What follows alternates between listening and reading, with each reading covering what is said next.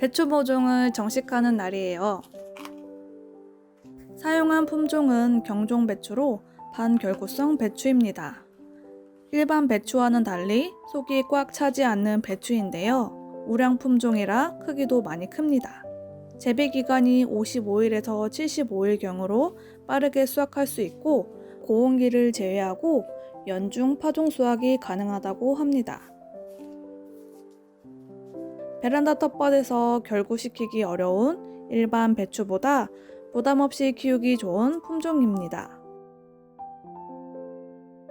배추는 밑거름이 굉장히 중요한 작물 중 하나입니다. 저는 석회고토를 따로 넣지 않고 기존 흙배합에 더해서 흑사랑 퇴비를 추가로 넣어주었습니다. 계란 껍질과 완효성 퇴비를 같이 넣어주시는 게 좋습니다.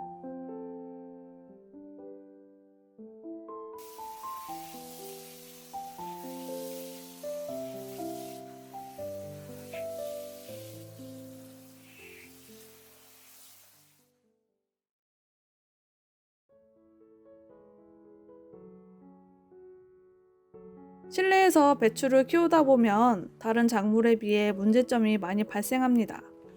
그중 칼슘 결핍과 속이 차지하는 현상이 제일 많이 나타나는데요. 정식하고 한 달까지는 이렇게 잘 자라다가도 결구 시기부터 팁번이 생겨서 조기 수확을 해야 하는 경우도 있습니다.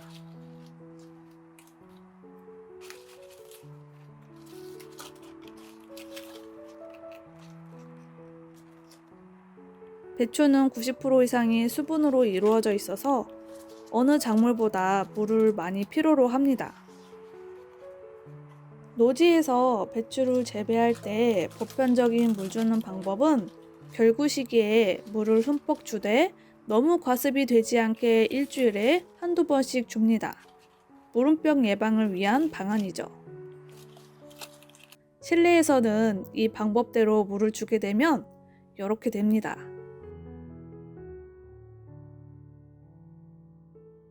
화분의 겉흙이 말랐을 때는 이미 수분 부족과 각종 영양분의 흡수를 못하는 상태가 됩니다.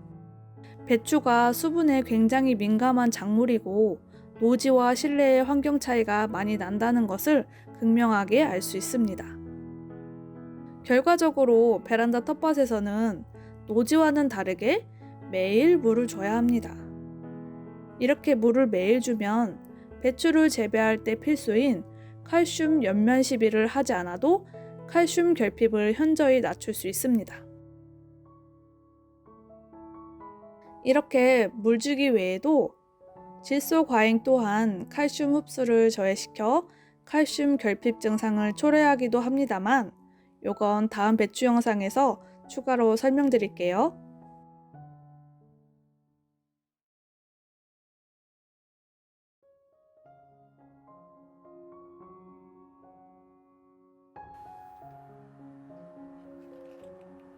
아직까지는 별탈 없이 잘 자라고 있습니다.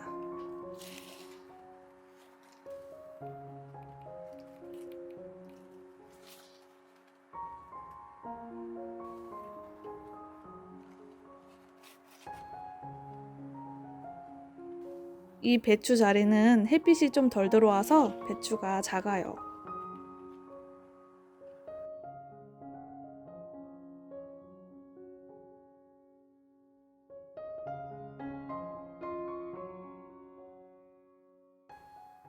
칼슘 결핍은 어느 정도 해결이 되었고요. 이제는 배추 속이 잘 차야겠죠. 병종배추, 포기배추 각각 한 주씩에는 토착 미생물만 액비로 15일 간격으로 주었습니다. 흙이 흠뻑 젖을 정도로 관주해줍니다.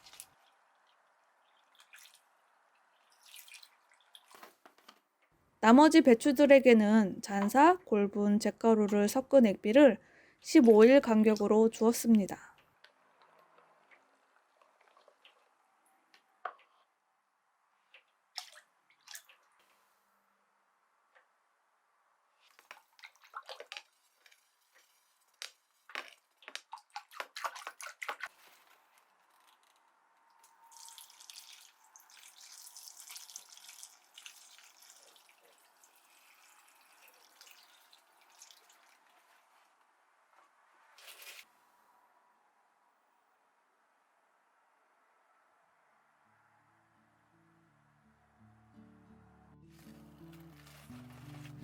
토착 미생물은 미생물과 미네랄이 풍부해서 그런지 잎이 단단하고 속이 잘 찼어요.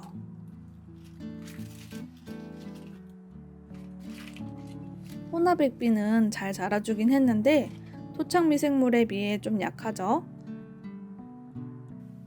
실험하느라 단독으로 사용했지 토착 미생물과 혼합액비를 같이 섞어서 사용하면 효과가 더욱 좋습니다.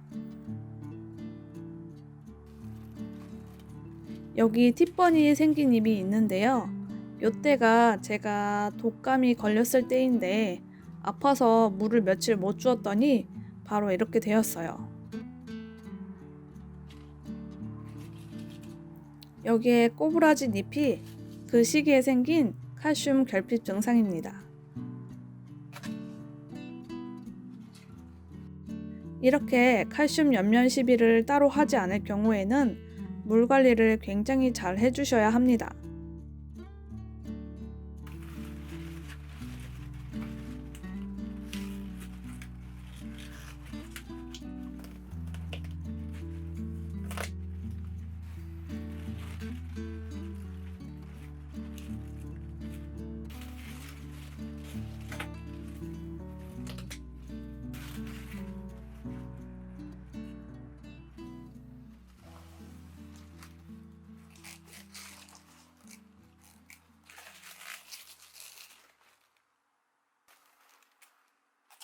미생물을 넣어준 건 잎이 단단합니다.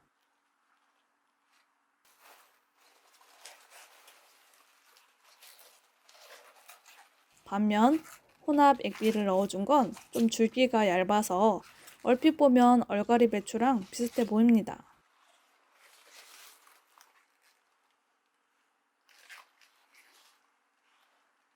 배추를 반으로 잘라보면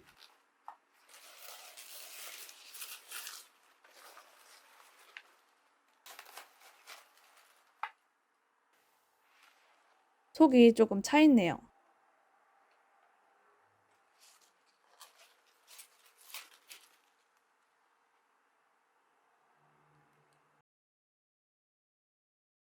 경종 배추가 얼갈이 배추랑 비슷해서 풋내가 나지 않을까 싶지만 풋내는 전혀 나지 않고 그냥 고소한 배추 맛입니다.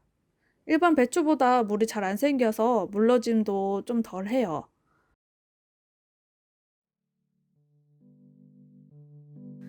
수확한 배추로 겉절이 무침을 만들어 봅니다. 배추를 손으로 먹기 좋게 뜯어줍니다.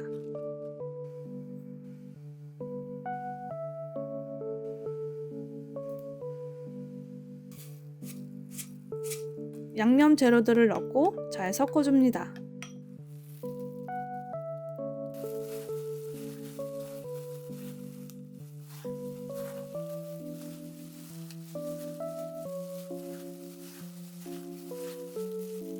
여기에 도토리묵을 넣어주면 진짜 별미예요.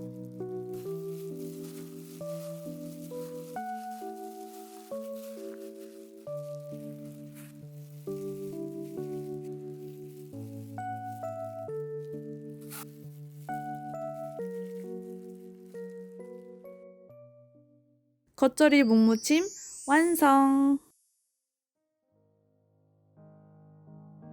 한국인의 소울 채소 배추. 키우기는 좀 까다롭지만 한두 포기만 있어도 국, 나물, 김치 등 각종 요리에 활용도가 높아서 강력 추천드리는 작물입니다. 여러분께서도 베란다 텃밭에 유기농 소울 배추 꼭 한번 키워보시길 바랍니다. 안녕!